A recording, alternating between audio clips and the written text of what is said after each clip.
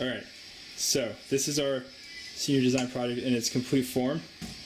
We have Fisher here, who's about to turn the main device on, as you can see by the blue indicator light.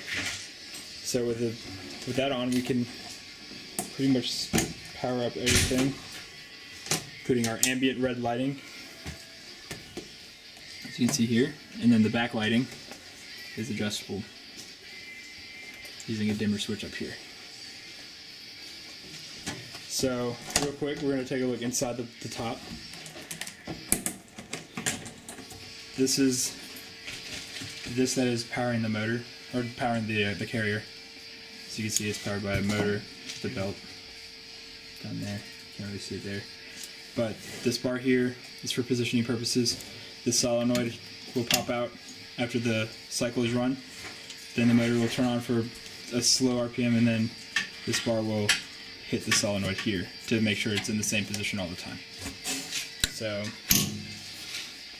that's how all of that's run. So I'm going to open the doors back up so we can actually see the cycle running. Actually, no, I'm not. I'm going to close the doors.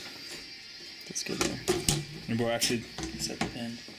Yeah. So okay, actually, let's watch that. Okay. So here's how we actually get it to make sure it rotates at an angle of 30 degrees. Is we have this pin hooked to a hinge and spring system, and the pin will hold it at an angle of 30 degrees. No, it's right before 30 degrees, and then when it spins, it drops the pin and spins it to 30. Right, so we'll watch that in just a little bit. So this camera that I'm using right now will actually be mounted on this panel here, on this screw.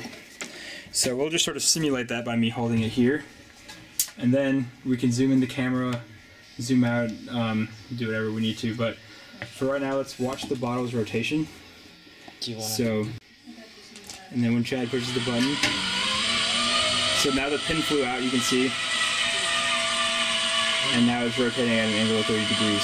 So the camera will be situated here, and then now you can see it stopped, and it's positioned. And you can see a whirlwind of sediment inside. So that is our project. I like that